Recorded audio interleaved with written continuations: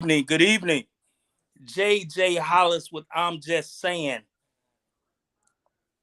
We are here live. All right. Today we have a special edition show.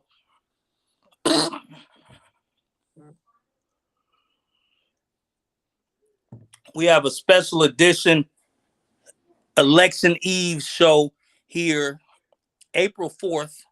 Tomorrow is election day throughout the country, but especially here in Kankakee County, where we got some heated, contested races, all dramatic races, school board races, park district races. We got a lot of things going on. Okay. Me being a former park district commissioner, there's a lot of things going on. Okay. So with this election eve edition, I'm gonna bring on a special guest. Um, been knowing her a long time, been doing some great things for the Kankakee School District. She's presently the president of the Kankakee School District 111 board and been doing a great job. We've got a lot of great things while she's been part of the board and she's running for re-election. I want you all to give a I'm Just Saying welcome to Miss Barbara Wells. Hi, JJ. How you doing? Thanks for having me. Hey, I'm glad that you decided to accept my invitation to come on to the show.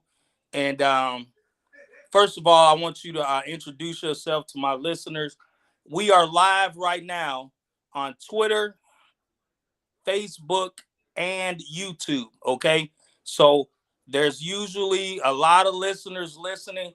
With this being the election eve, I want you to tell them who you are and what's your platform with the Kankakee School Board. Well, I've been on the school board since 2005, and I've hired two superintendents of schools, the first being Colleen Legg, who I will admit was a disaster. Um, she was unkind to the teachers, she was unkind to her staff, to the community, and I did not have a board that could see that she would not be the right candidate. I was the lone candidate who questioned, the lone board member who questioned the hiring of her. I could tell you a little bit of a little story about that. Um, then we had an interim, Linda Mitchell, and then we had hired Dr. Walters, who has been our superintendent of school, I believe, since 2014, 2014. Yeah. 2014. 2014, 2013, like that. So she's, had enough time in her career that she's now able to retire, and it's time for us to hire a new superintendent. So that is like top of mind for me as I'm running. I'm telling voters that the board that you vote for is going to be the board that hires the next superintendent of schools. Okay. So with that being said, you're running on the agenda right now. You guys are looking to hire a new superintendent of schools. My question, and I know my listeners are dying to know, what are you in particular looking for in a new superintendent of schools? Because we've been through a lot of turmoil within the Kankakee School District 111 for years. Some true, some not true. But like I like to say in politics, uh, perception is 100% reality in our business. So I want you to explain to us what you guys are looking for in a new superintendent. Well, I have not talked about this with the rest of the board at length, and any conversations that we have in closed session, I can't, speak on. So I'm just going to speak from my perspective. We need to look for someone who's able and willing to carry out what we have put in place. I don't need someone who's coming in with an agenda that they need to redo the district and change how we're doing things. I think that we're doing quite well. We need to refine and perfect what we've already chosen to put in place. We need to get more cooperation and buy-in from the staff to follow through and follow up on things. I hear quite frequently from parents that they don't find out their children are behind in school until it's late into the quarter and late into the semester.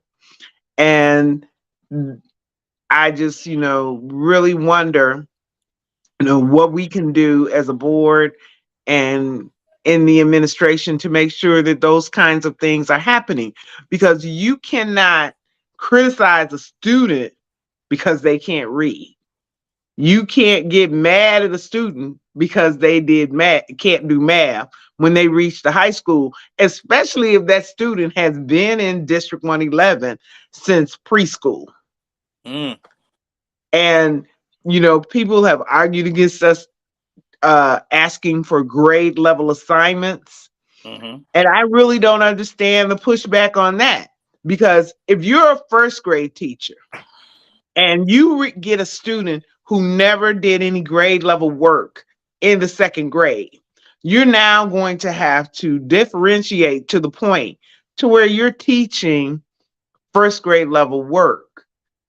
And that just makes your job harder. So if each teacher was teaching at grade level, then that would just mean instead of having to close gaps, teachers would just be working on student growth and growing students for the next grade. So, I need someone who understands that and who has a plan on how to carry that out and how to put that in place. We have some major openings at the um, board, not at the board level, at the uh, central office level. We need currently a curriculum manager, and the new business manager that we just hired, he's resigning at the end of this school year. So we're going to need to hire a business manager. We're going to need to hire a curriculum director or assistant superintendent of curriculum. So that superintendent is going to come in and they're going to have some serious work to do. So you guys, and I'm glad you brought up curriculum, because one of the things that's been controversial for the Kankakee School District, especially putting a lot of pressure on this board, is we talk about CBE, competency based education. That was one of the biggest things that people have been harping about in our community. What do you want to see happen with CBE when the new superintendent hires this new assistant superintendent of curriculum? What do you want to see happen with CBE?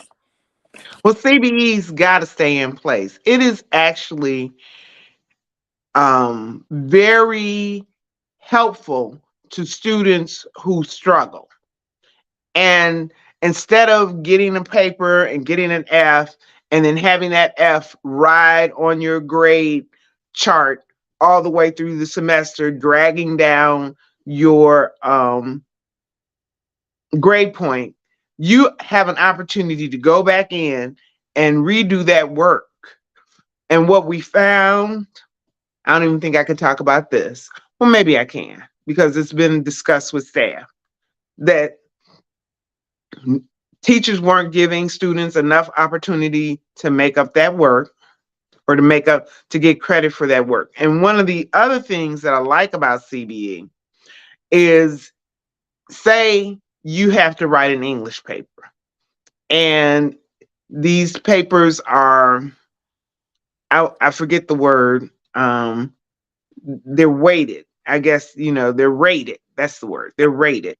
Okay. And so say you get a low rating on your English paper, and then Oh, you had to write something for biology.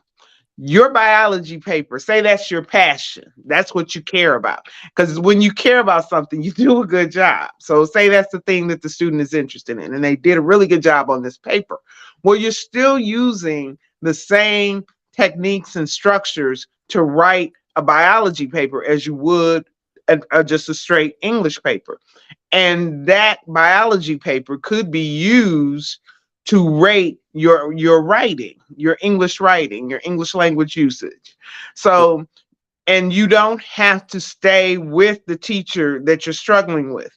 You can seek help from another teacher and get that rating and get that mastery level that you need so that you can close that portfolio or flip that portfolio. Okay. And okay. So explain to some of our viewers that may not understand when you're talking about the portfolio, because this is my thing with CBE. Okay, one of the biggest things, and I've talked to a lot of people about this. I know there's a lot of kids with IEPs, individual education plans, that have that this CBE, when it was invented, was really for them. So my question is, who do you think CBE benefits, and who do you think should really be taking advantage of CBE? Well, it's really has helped our struggling students. Not every student that struggles is on an IEP. A lot of students that are struggling are in gen ed, and they need opportunities to work on and grow in that work. And they need that feedback from their teachers. So if you're turning in a paper and it's 2-3 weeks before you hear back as to how you did on that paper or what you need to correct, that's not giving you the opportunity to come back and attain mastery. So it benefits our students who are struggling. And Dr. Walters warned the staff, she warned the board, she informed us that students who generally were in our AP and honors class would find the change of CBE a little unsettling because they were used to, you take the test or you fill out the paperwork, you fill in the blanks, you hand it in, and boom, on to the next thing. And you actually get what in college we would have called a syllabus telling you what the levels of mastery are and what you needed to complete in order to attain mastery. And so some of our AP and honor students, they struggle with that. Their parents struggled with it. They were very unhappy with it. They talked to board members that would lend an ear to them, who they were regularly bringing their complaints. And then there was some problems with the grading system. That's why I say we need to work on perfecting it. Okay. So we made some changes. One of the things we changed, instead of using Slate, which CBE had introduced to the district, I believe it's Building 21 is the vendor for that. We went back to something that everyone is familiar with, and I believe we bought some additional Skyward software. But part of the problem was people either not grading assignments or not putting those grades into the system so that the student and the parent could then look and see, where the student was. And again, it's just so imperative. Everybody wants parents involved until parents get involved. Eh, I eh, actually, and I could tell this story because this was told to me in a conversation with one of my fellow board members. We both have children in the district. I have grandchildren in the district and great nieces and nephews. He has his own children in the district. And a teacher actually told him, well, you need to let her handle this on her own. She's a young person. She needs to learn how to handle her own business. And I had heard that same story when my daughter, who is now 35, when she was in high school, and I was a parent at that time, I was not on the board. And I was on the phone with that teacher, and I told him, I said, as long as she put her feet underneath my table that I put the food on for her to eat, everybody answers to me.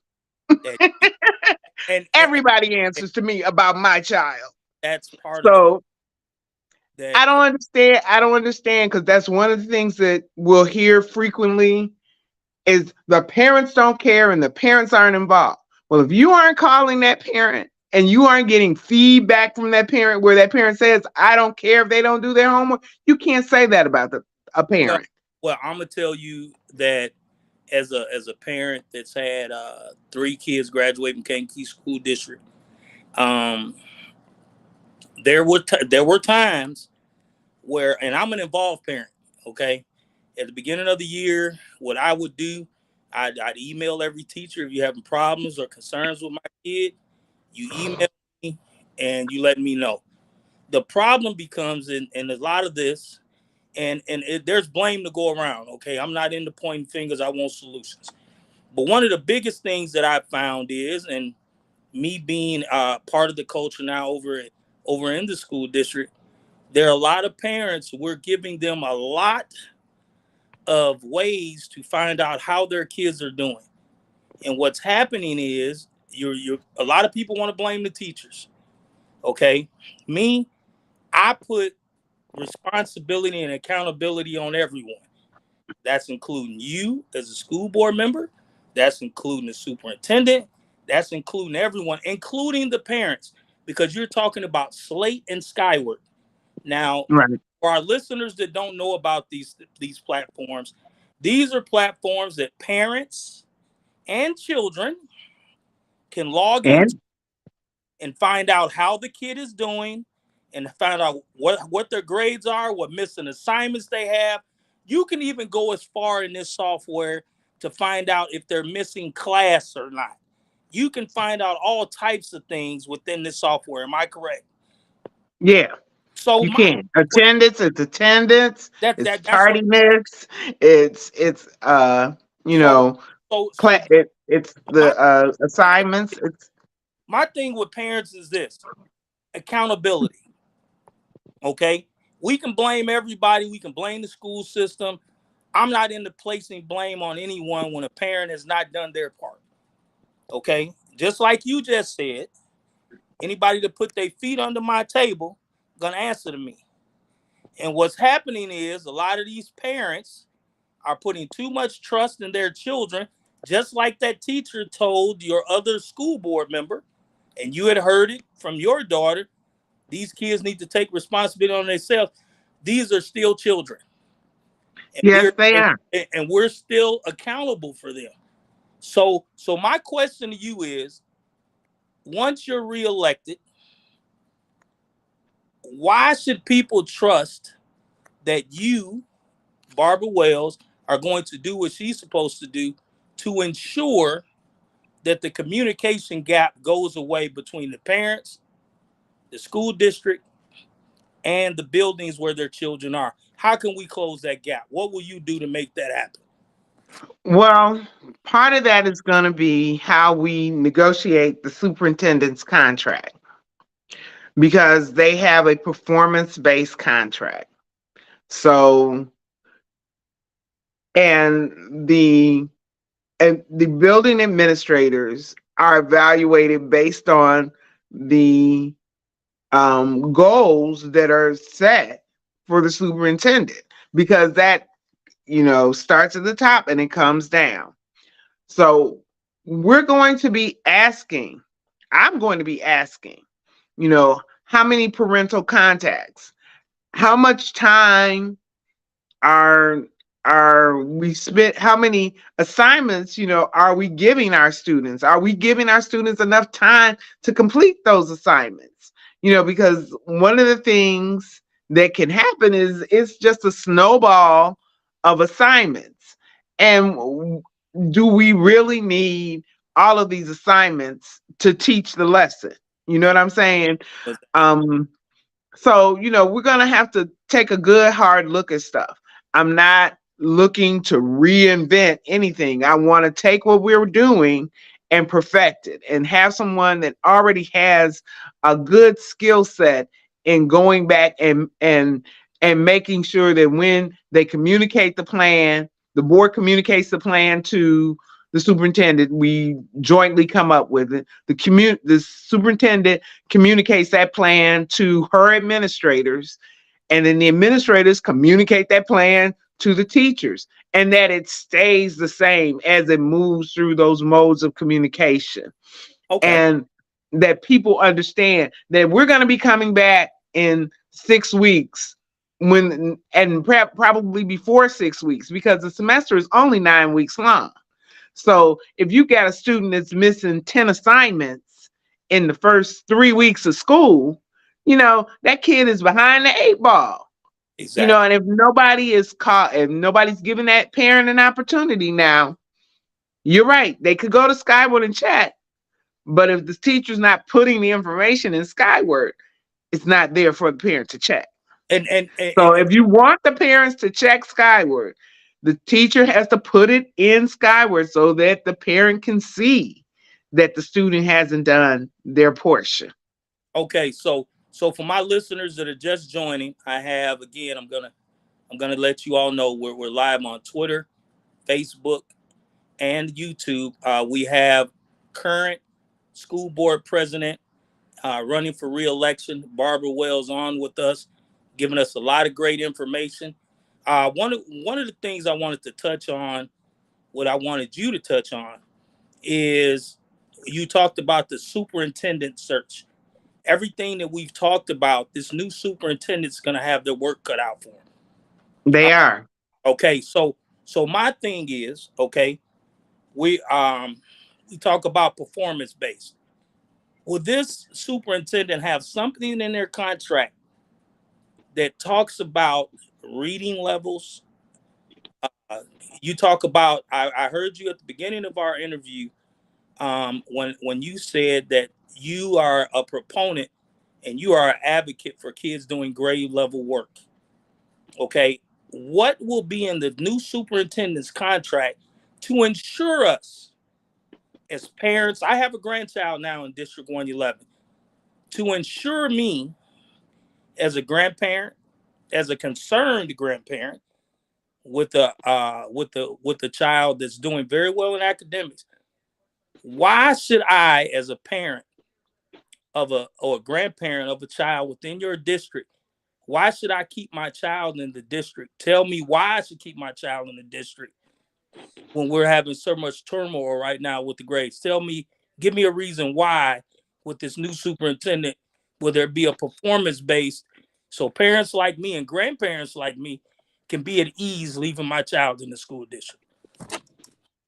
Well, um, I know that, okay, I think that uh, you kind of conflating two things, because we had the thing about Edison School and the reading scores on the standardized tests. And I am not a big believer in standardized tests. I could really go back and talk about the history of that and how those tests have been biased over the decades, and they've gotten a little better, but they still are not completely um, unbiased and prepared for children of minority status. But we can put in the contract that a certain percentage of assignments across the district in every classroom need to be at grade level. And like I said, we can put in there whatever we negotiate with whoever the candidate is. We can put those things in there. And the board has to evaluate the superintendent. So say if we hire on time, this Mm. person will be in place no later than July 1 of 2024. Yeah. So the evaluation process would take place before March of 2025, because that's the you cut them. That's when you have to have your administrators evaluations done. And so we should be having conversations as we go along. We have committee meetings where the administration is bringing us data and bringing us information. And I actually, as board president, sit on all the committees, but my passion has always been curriculum. Um, and so I would ask about reading scores, and I would ask why, our children aren't reading well. And I think that there is a difference for our children on how they do on their benchmarks, the testing that we do in the classroom for our purposes, and how they do on the state standardized tests. We don't publish our benchmark testing, but the state publishes, and way late. So they took this test in April, no, in March. We won't get test scores until the next school year starts. So when we're looking at those standardized tests, we're actually looking backward in time. We're not looking at current data. So we can put those things in the contract. We can say, hey, we want so many percentages of classroom assignments at grade level. We want so much percentage of our kids reading on grade level, and just make it clear. People have to be clear on that.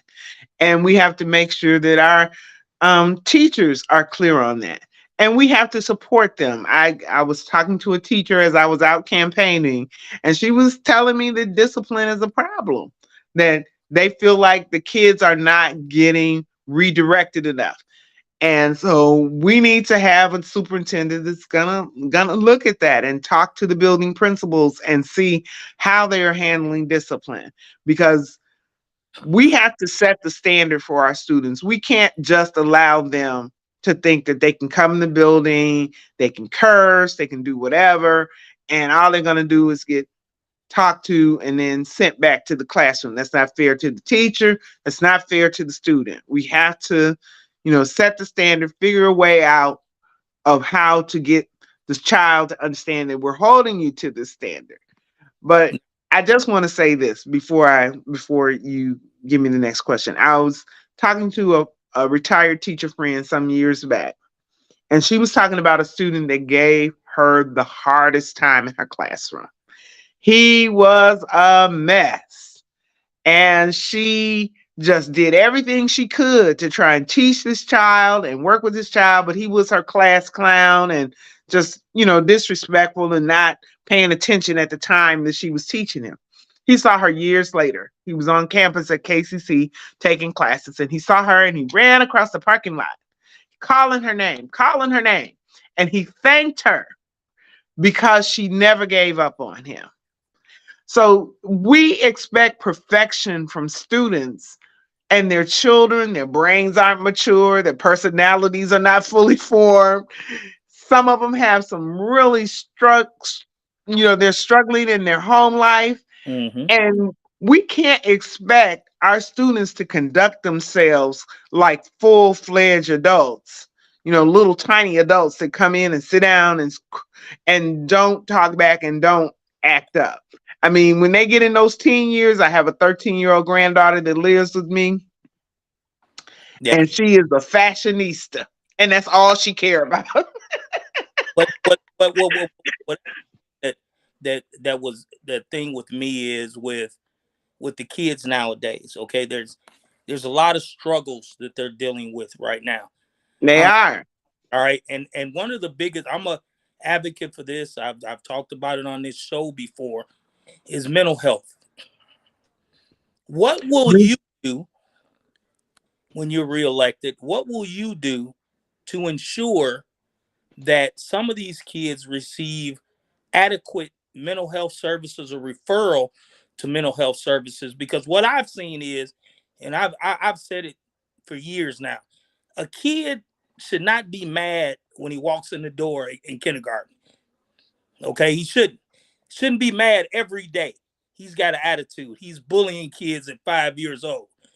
So my question is, what will we be, not reactive, what proactive steps will we take as a school district, and with you being a reelected school board member, What steps will you take, and the board that you will lead, what steps will you guys take to ensure that these kids' mental health is being dealt with when we see the problem, even at a young age, if it's 5 or 6 years old? How will you guys move forward and deal with that? Well, we provide the resources. That's the one thing that you can look at our budget and see where our money is budgeted for. We have more social workers and more people uh, in psychology, and we have I don't want to call them quiet rooms, but they're rooms where if kids are really upset, they can go and calm down and sit. And it's a quiet room. It's nicely decorated. I saw the one at the high school. There's one, I've seen one at Thomas Edison, I believe. When, oh, I can't remember her name, when the former principal was there. So, and we've hired people to work with students in those things, in those, with those issues. But the other thing that we've done is we have the Maasai Justice Program. We partnered with the state's attorney's office in youth empowerment. So kids are getting mentored, they're getting taught how to work, and we're really working hard. And I personally, I still think that education from a national and a state level is underfunded. Hmm. It's underfunded because we have we still have too high, in my opinion, of a class size overall. Like our magnet classes are at 28 and our college and career classes are at 24, which when I was a kid, class I was 35, 36. But that was back when they could beat you. They take you out the hallway, pow, Yeah, yeah. and you know who was boss after that. So, But that I don't so, believe yeah, that strangers should be whooping your children. Don't yeah. don't think that. But we need to, I think, push in more help for the classrooms or somehow make them smaller. And JB Pritzker is talking about raising teacher salary, starting pay to $60,000 a year. I'm not against that. But my problem is if I start my first year teachers at $60,000, what am I going to do with my 20-year teacher? And And she's making like 75, 76. but The the new teacher coming in at 60, and it took her, 15, 16 years to get to 70. I'm going to have to do something for that teacher too. yeah, She's going to need to be made whole. but And I think that America has for too long not valued education. hmm. And when you value something, you put your money where your mouth is. Oh, You so give people the resources they need so that if we have a set of angry 5-year-olds, we can do something with those children besides push them in the classroom and say, okay, you need to be quiet, Johnny, you need to be quiet. But actually sit down and have someone with the skill set to talk to Johnny or Jerry or Samantha and help them emotionally regulate themselves and figure out what's going on, and having people do home visits or phone calls, because I mean it's a struggle out here. I've got family members that I'm helping today because they're struggling from the residual effects of COVID, eh, lost housing, all that kind of stuff. well, here's my question with that. You talk about the kids and like I said, I'm an advocate for them more mental health services. You talked about JB Pritzker wanting to start teachers off with better salaries. Um, there's a teacher shortage right now. Okay, There is. there's a big teacher shortage. So again, you as a school board member, what will you do to ensure that we get not see everybody wants to put this on the get more minority teachers, get this, get that. Okay. Everybody's talking about their pressure being on superintendent. One of the biggest pressures is going to be who you hire for a curriculum, because these people are going to be in charge of that grade level work we're talking about, getting these kids to where they need to be. That mental health proponent is going to be big with our kids, because there are a lot of kids dealing with a lot of things. Me being a coach in this community now for over 28 years, I've seen kids go through a lot. And I've been in social services myself now for over 30 years. And so I deal with people, like I work in Veterans Affairs right now. So I deal with people with PTSD every day. And I deal with things with people with some serious issues. And I see these kids, and some of these kids are dealing with PTSD. They've seen people get shot. They've dealt with They've been shot yeah, themselves. and we've had kids that have seen family members die right in front of them. They've seen they buried some of their friends young. Okay, these resources. That's why I'm a real advocate for mental health resources. My thing is, Well, who will the school district hire? Okay, a lot of people got these lobbyists and all this. Who will the school district put in charge of? Because Dr. Walters is doing a great job getting these grants, and Kankakee is built onto their buildings. High school, like I'm a Kankakee High School alum. That building looks nothing like it did when I was in school. There's a community center being built that'll be home to a indoor track, field house, daycare centers, all is beautiful facilities. Junior ROTC. There you go. There are things that are looking up. Dr. Walters has done a great job finding these funds for this district. My question to you: will that be a big a big reason that you hire the new superintendent? Is that they have those types of skills that they have demonstrated previously in order for them to become the superintendent of Kankakee School District 111?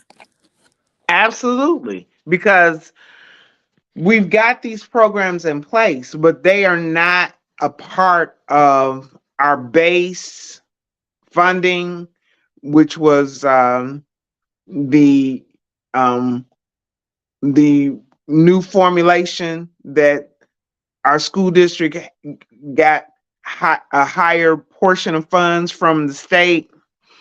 Some of these were federal grants, youth empowerment, the Maasai Justice Program.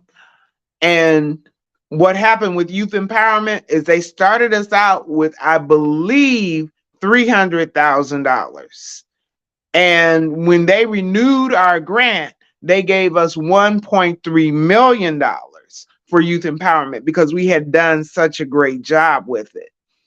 However, there's no guarantee that that money will stay in place because everything depends on what they do at the level that that funding comes from, who gets elected to those offices, and then what kind of budget they decide to pass.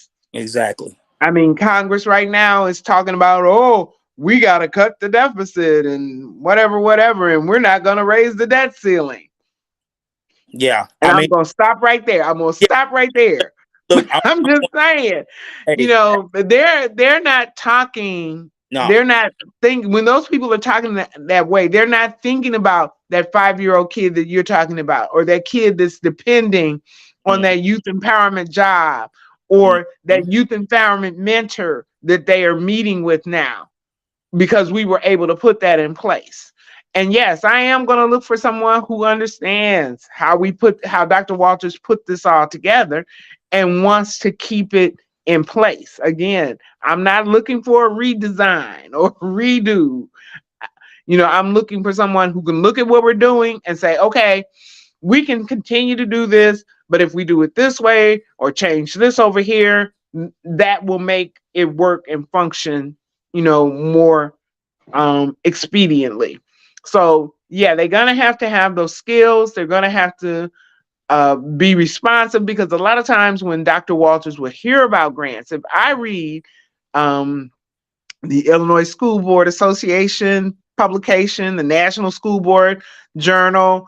I read the newspapers. I'm always online reading. And when I see something that says, hey, there's a grant for schools that want to do this, I will send it to her.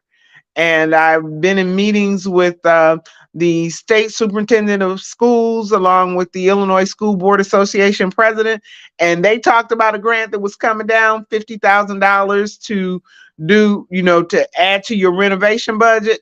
And Dr. Walters, she immediately figured out how to apply for that money and made sure that that money came to Kankakee. Yeah, you have to chase those dollars. You have to be ready. You have to understand the language. You have to understand the reporting language, and you have to do those reports in a timely fashion and turn them in. If you do not, you will not get funded again if that money is available. Well, So yes, that person will have to have those skills. you brought up the youth empowerment. Okay, that youth empowerment program has been a big help with helping kids within the district. Okay, um, I've heard in this community that there, which I really can't fathom, but I've heard people talk about that they want to do away with youth empowerment. How I've Well, I'm glad they haven't told me that to Yeah, my face. I'm out here. I hear there's a lot of people because the amount of money that, like you say, you just got, what was it, 1.3 million dollar grant to go into youth empowerment. This is for those kids. Like right now, the youth empowerment program is taking our children right now on a HBCU uh, tour for spring break. These Third kids, time. the Third third, time. these kids are getting an experience of a lifetime. These kids are able to see college. Some of these kids, before that youth empowerment program was put in place, and a consistent thing was put in place for these kids didn't even think about college. Now you got kids thinking about college, post-secondary education.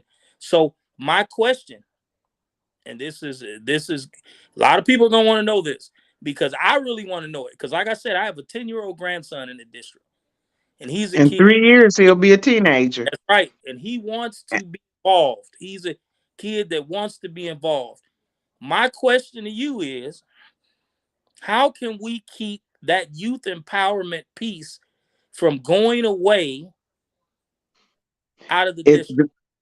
it is completely. I'm gonna tell you something. That youth empowerment grant is a partnership between the state's attorney's office and District 111, and it's actually a regional grant that actually reaches it. It's if it doesn't already reach other school districts in our county, it's going to be reaching those students. They're going to be able to participate and get the same benefits that Kankakee School District students are getting.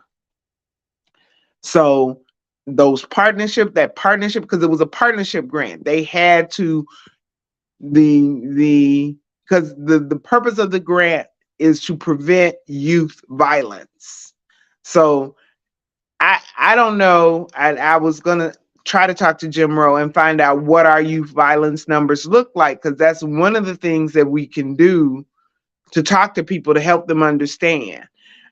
Our kids, committing petty theft and fighting and being in the community doing nefarious things that we don't want our students doing?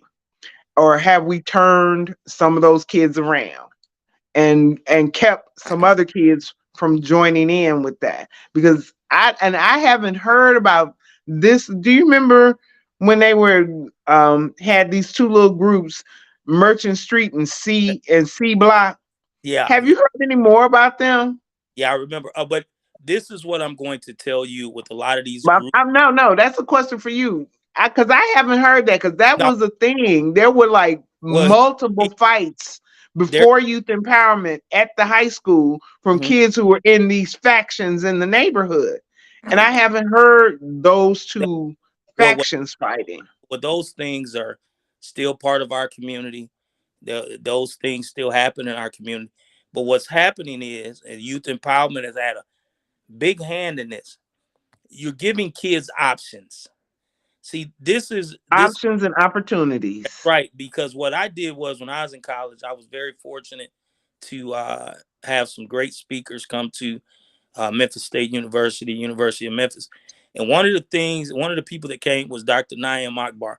Dr. Naim Akbar is a professor of African American studies. He was at Florida State University, a world-renowned author, and he talks about the survival of mammals. He tells us that we're mammals, which we are, and a mammal is going to survive, okay, and wherever they are. And what happens is the same thing with human beings. We're going to survive in our environment. And if that means you talked about petty theft, some of these kids are not eating at home. Some of these kids are not getting things that they should have, like toiletries and things like that within their homes. So some of this petty theft we're talking about, that's why I love Jim Rowe's program. I love that you guys are partnering with him because he is a proponent of not seeing kids get locked up, and he's not into locking kids up and throwing away the key. He wants to give them a chance. And one of the things that I like about that youth empowerment program is that we are giving our kids opportunities, and we are giving them chances through that youth empowerment program.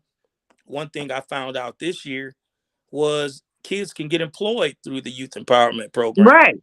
They're They're working. They're getting and work. they're bringing value to the community because they're doing yard work for seniors that can't get their yards done. They did snow removal for people over the winter. So they're learning some valuable skills about working together on a team, and about helping others. And they're getting money put in their pockets so that they can buy the things that they need Exactly. and add to the community rather than take away from it. And that's a big thing where So, but I'm curious as to why this person, whoever said this to you, wants it to go away. Why did they well, want it to go well, away? here's one of the things that I've heard about why they want youth empowerment to go away. Some of them feel, okay, which I totally didn't agree with. I totally told them, you know, I can tell you everything I told them, but I was real animated about how important it is to keep this. That's okay. But I'm going to tell you this: there's a lot of people that are not worried about saving our children. They're worried about that $1.3 million that's going into saving our children. Okay, there's a lot of people that, because think about this: the Kankakee school district is a majority minority. Okay, and so we have to try to save all our children. And what I've learned is, and when I've researched the youth empowerment program, there's kids of every ethnicity that are part of youth empowerment. Right. There's white kids, there's black kids, there's Hispanics, there's Asians, there's every kid, every nationality that's represented within that school district has a person in youth empowerment. Well, and everybody has, again, perception, 100% reality in our business. The perception is that this program is only helping African American children. Well, And it's a predominantly African American district. Okay. mhm, So numbers don't lie. mhm. But the question that I would have had for that person is, do you realize how much it costs to lock somebody up? Oh yeah, way up. And you will spend more than $1.3 million locking kids up for a year or two. You lock up 50, 60 kids, it's gonna cost you more than $1.3 million. Yeah, well, I can tell This you, is I, actually, and this is what I always tell people, it is actually cheaper on the front end to teach a kid to read, to teach a kid how to work, to teach a kid to have values. It's cheaper than it is to let them grow up and figure it out, make a bunch of mistakes, have them go through the criminal justice system and lock them up and have to hire guards and build prisons. well, this is what But people then some people make money off of don't. prison. So we ain't gonna talk about that. We ain't gonna talk about that. I'm, years ago, What people fail to realize is when you lock these kids up, they still have to be educated. So it actually Right. costs more to lock a juvenile up than it does to lock an adult up. You can go on the Illinois Department of Corrections right now. I believe, and don't hold me to this, but I think I'm right.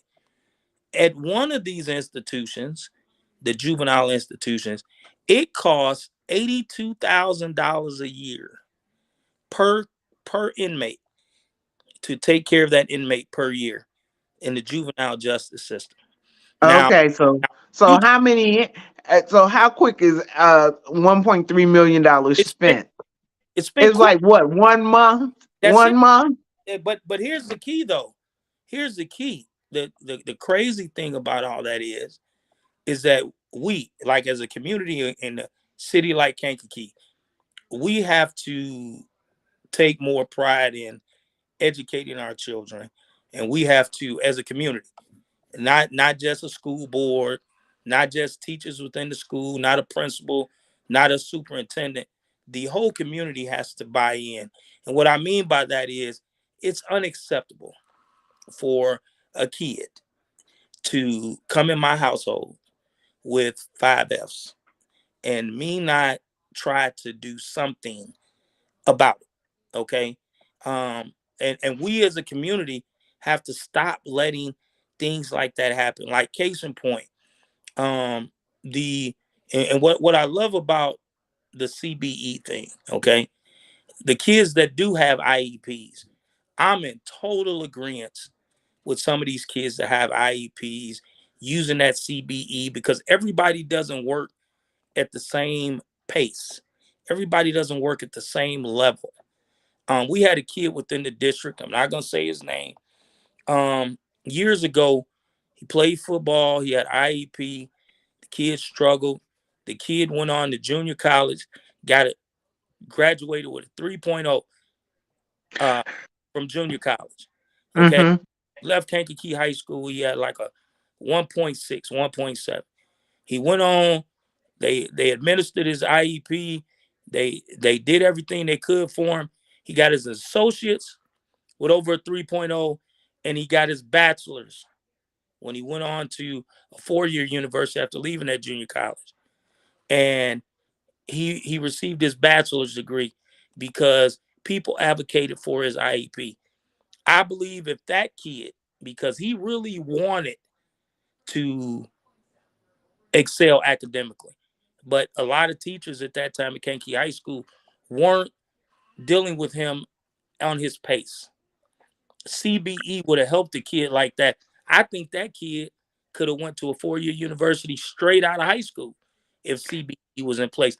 That's one of the reasons that I don't want to see CBE leave. Some kids are just point blank, bottom line, don't want to do the work, and they're taking advantage of CBE. CBE, to me, in my opinion, is for kids like the kid I'm talking about.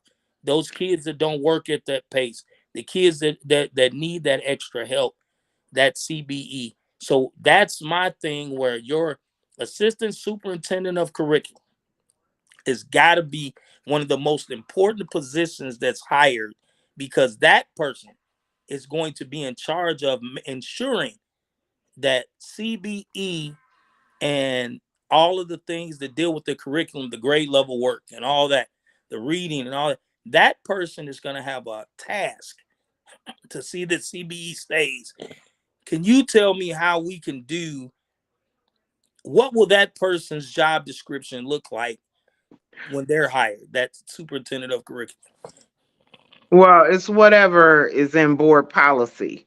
But again, everything for wise is the goals for the school district are going to flow from the superintendent's contract. You got to remember, JJ, the board only has one employee.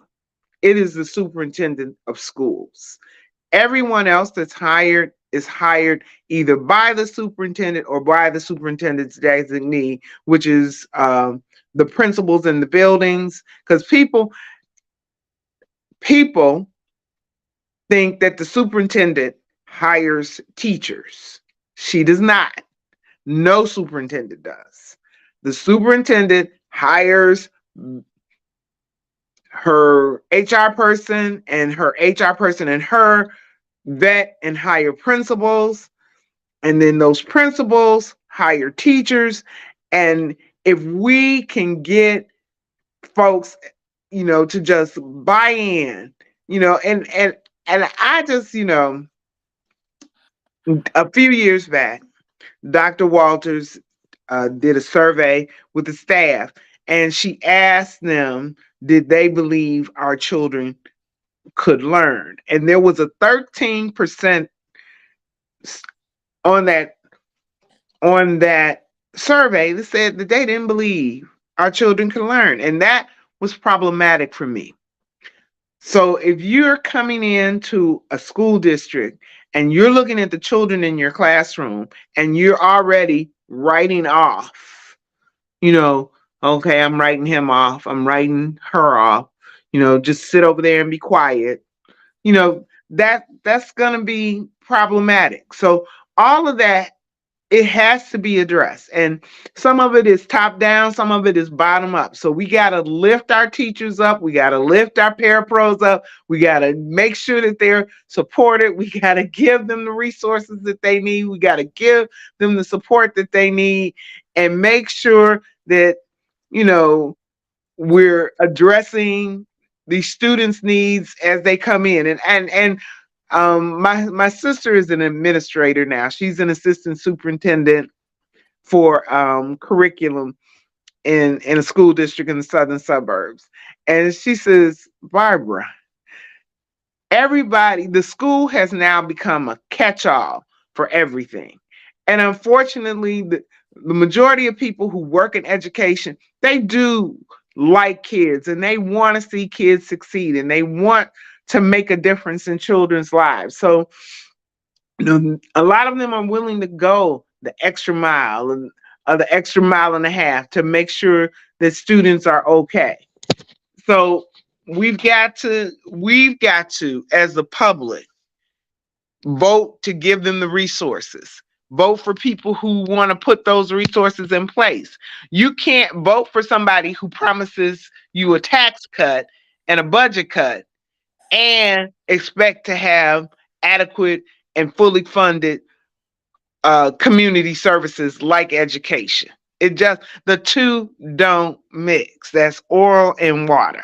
It don't mix. Well, that I'm gonna tell you that a lot of the things that you're speaking about are true, as far as with that curriculum person. And there's a lot of things that we're gonna have to look at going forward within the school district, as far as you talk about money.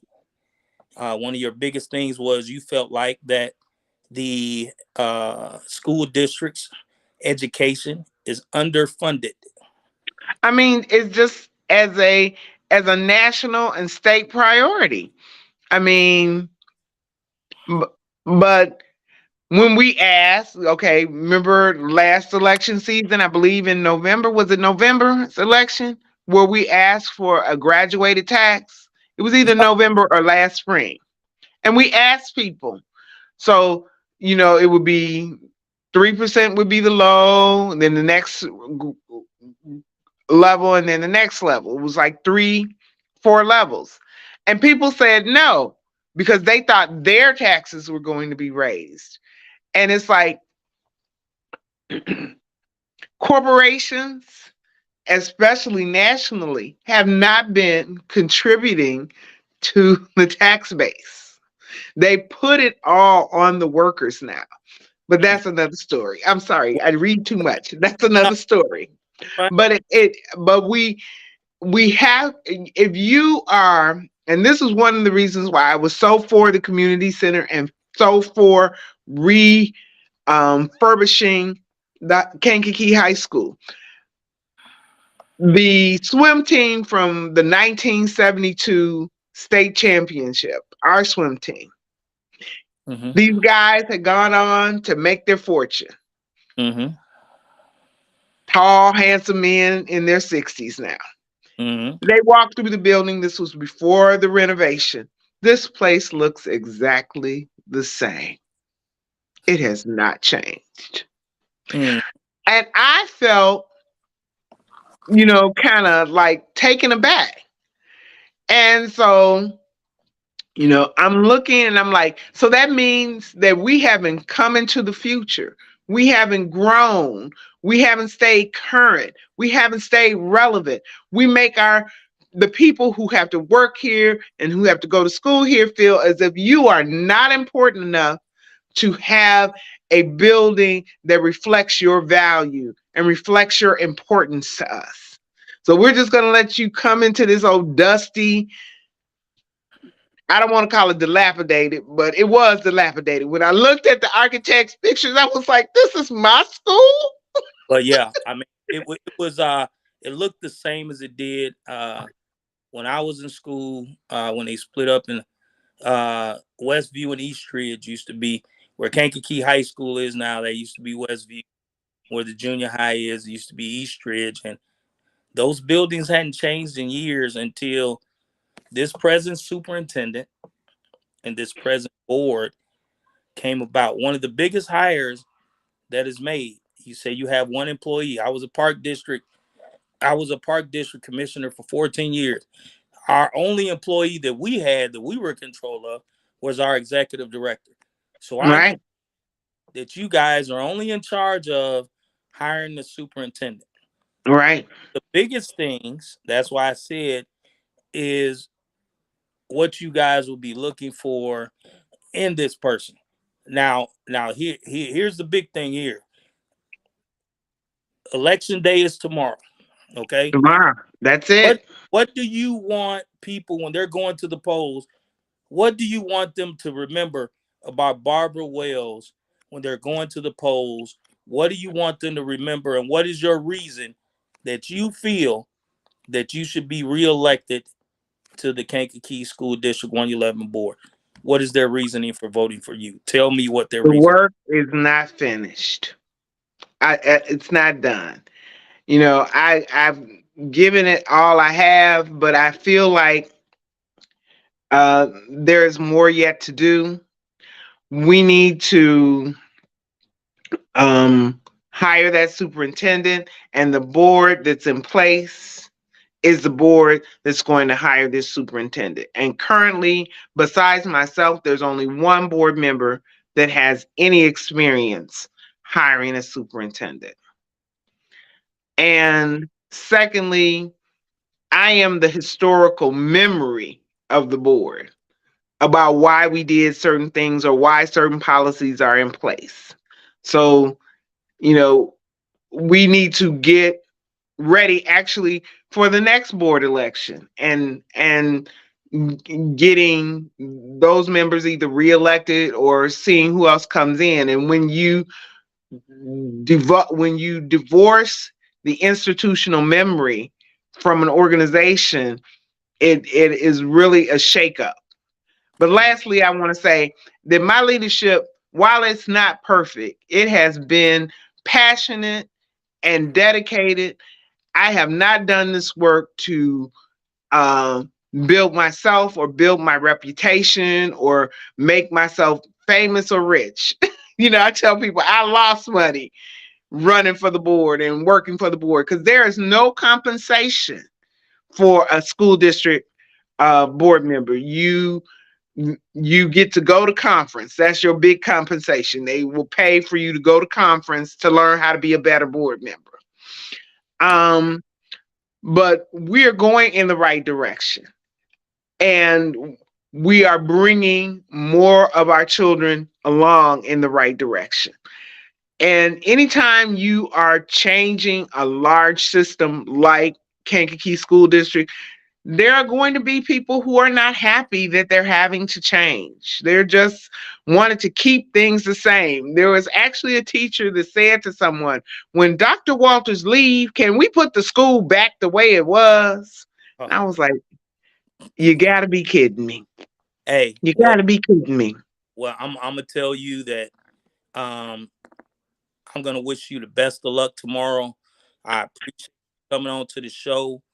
Um, I really do. I'm glad that you had a chance to let people know your platform, what you're really about, because a lot of times, a lot of people have the perception. You brought up a very good point there a second ago. A lot of people think you guys get paid. You don't get paid. Um, a lot of people have the perception of, and that's why I say some of this stuff needs to be put in public. They have the perception that the superintendent hires all the principals. Superintendent hiring You all mean the teachers? They hire. no, She no, hires the principals. hires the principals, but I'm saying they think she does all the hiring. They, Yes, and every time somebody gets moved, or every time something happens, somebody leaves a job. So she made them leave. Anyway, but I'm asking voters to go to the polls tomorrow. They open at 6, they close at 7. Every vote counts. This Mhm. is your voice. And, this is the one time that every citizen is equal. Your Oh, vote means just as much as those folks down in Riverview, that's just as right. much as those folks on the west side. If you live in the senior citizen high rise, your vote is just as valuable. You That's live in the Chestnut projects, your vote is valuable. well, One citizen, one vote. and that's a good way to close it out with you. I really respect all the work you've done. All the work that hopefully you will get to do. And I'm telling you that I wish you all the best tomorrow. Don't forget, everyone, the polls open at 6 a.m., close at 7 p.m. If you don't know where your polling place is at, you can go to the county building and the Or you can just go to the county clerk's website, Kankakee County Clerk. I don't know, just type in Google Kankakee County Clerk, and you will get his website and you can look up your polling place. Also, if you are not registered to vote in the state of Illinois, if you have an Illinois driver's license and a piece of mail that matches the address on your Illinois driver's license, you can register and vote in the same day. can't beat it. So you don't even have to wait and say, "Oh, I can't vote. I'm not registered." You can go find your polling place, bring your ID, bring a piece of mail, and you can register right there and vote. There you go. So, hey, our listeners, everyone, you've heard the information. If you are not registered to vote, you can still vote tomorrow. Just go to the county building, take your ID in, and you can register to vote and vote immediately. So, again, Right. I'd like to thank you for coming on. I'm just saying we appreciate it, and One more thing. yeah, go ahead. I'm asking people, did anyone else ask you for their vote for a vote? If they didn't ask you for a vote, why are you giving it to them? Oh, Vote for me. all right, there you go. Go. Uh, Barbara Wells for a school board tomorrow. You guys go out and cast your ballot. Again, we wish you all the best and thank you for coming on. We appreciate Thank you so much, JJ, for all of your support and all of your kind words over the years. Every conversation I ever had with you, I learned something. Last you. Yeah, night, and it just, you always are a lift to me. So thank you so much. I owe thank you. you a beer if you Hey, drink it, hey, look, or tea. look. I, I, I like a good live bass. Okay, okay. Well, then I owe you one. All right, thank you for coming on. We appreciate it. Thank you. Thank you. All right, you all. Thank you for tuning in. I'm just saying, hit me on all social media at Mr. Kankakee on Twitter, at Mr. Kankakee on Facebook. I have 3 Facebook pages. You all know where to log on at. And hey, I appreciate you all. We've had a very informative conversation with the president of the school board who's running for re-election tomorrow, Barbara Wells. We we want you guys to get out and vote. Our biggest thing here is we want everyone to get out and vote. Get out and vote. Get out and vote. Get out and vote. All right. And as always in parting, y'all know my parting words. Every day you get better, worse. You never stay the same. And remember, if you don't have a seat at the table, you are on the menu. May God bless you. Get out and vote tomorrow, April 4th. Get out and vote. I love you all, and I will talk to you all later. Have a great and wonderful day tomorrow. And we will see you all in our next thing, in our next episode of I'm Just Saying. Talk to you all later. Thank you for tuning in.